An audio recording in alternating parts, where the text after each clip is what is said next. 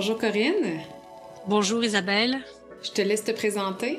D'accord. Mon nom c'est Corinne Marquet. Je suis formatrice et coach professionnel certifié. Donc je combine des aspects humains et d'optimisation de l'organisation. La mission de mon entreprise, c'est de développer le leadership et optimiser l'organisation.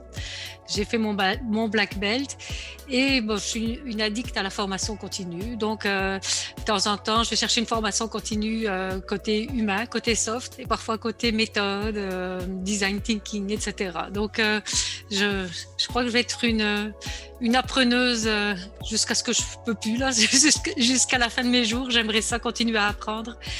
Donc, je suis une curieuse bienveillante. Voilà, je pourrais dire ça comme ça. Si on voulait en savoir un petit peu plus sur toi, Corinne, comment tu fais pour aller chercher une synergie dans ta vie? Comment je vais chercher une synergie? Très important parce que quand il y a eu le déclenchement des mesures de pandémie le 13 mars 2020, j'ai ressenti un grand élan du cœur de mettre sur pied des communautés pour les gestionnaires en quarantaine. Puis j'étais un peu Jeanne d'Arc. Donc la vie m'a servi une très belle leçon. J'ai failli me brûler en faisant exactement ma mission d'entreprise. Alors comment je m'équilibre? C'est sûr, j'apprends. Je suis quelqu'un d'intense.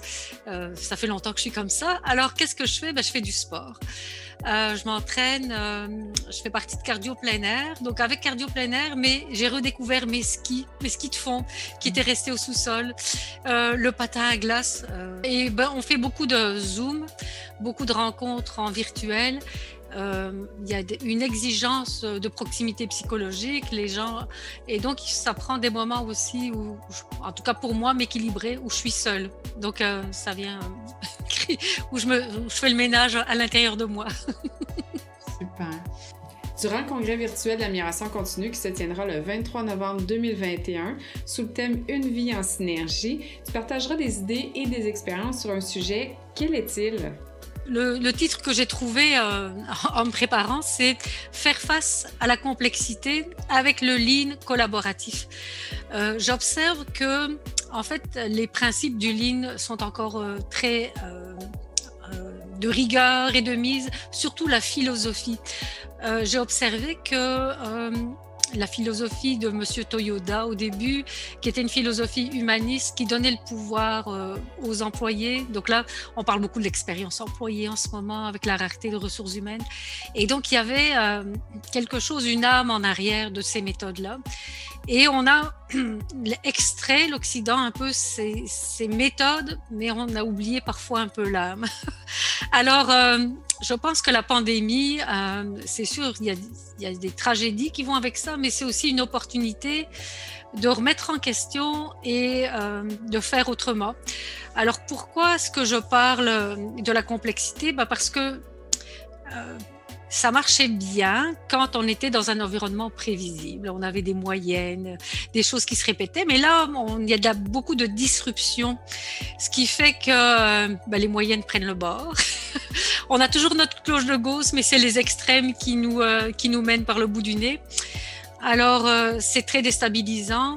Et comment les organisations s'en sortent? En fait, c'est en élargissant un peu autant au niveau vertical qu'horizontal. Ce que j'explique, c'est que oui, on avait déjà les flux tendus au niveau de la chaîne de production, les suppliers, les fournisseurs, etc., les délais courts, mais c'est pas juste en termes logistiques, mais c'est aussi en termes humains. Comment vont autant nos fournisseurs que nos clients. Donc, une profondeur, et j'ai parlé tout à l'heure de proximité psychologique, elle s'applique plus dans les relations d'affaires. Aussi, d'un point de vue horizontal, entre collègues qui exercent la même fonction, de faire partie de communautés de pratique, de clubs de coaching, avec des gens qui occupent les fonctions similaires, mais dans d'autres organisations. Alors, tout ce qui est NDA, ça prend le bord un petit peu, mais on parle des vraies affaires, puis les gens qui ressortent de là sont outillés pour faire face à cette complexité, ces imprévus, avec plus de profondeur. Ça demande aux organisations de redéfinir leur pourquoi, le purpose, tout en faisant du profit et en prenant soin de la communauté. Donc le côté care, prendre soin, tous ces métiers qui étaient un petit peu dénigrés, puis pas bien rémunérés, ben, ils émergent donc la bienveillance qui est présente aussi dans les communautés de pratique. Donc il y a comme tout ce mouvement-là qui prend essor ou qui émerge. Ça sera vraiment intéressant. Et ce sera à quelle heure? Le 23 novembre 2021 à 11h, heure de l'Est du Canada. Nous avons vraiment hâte d'en apprendre davantage. Merci, Corinne. Alors, au plaisir de se voir.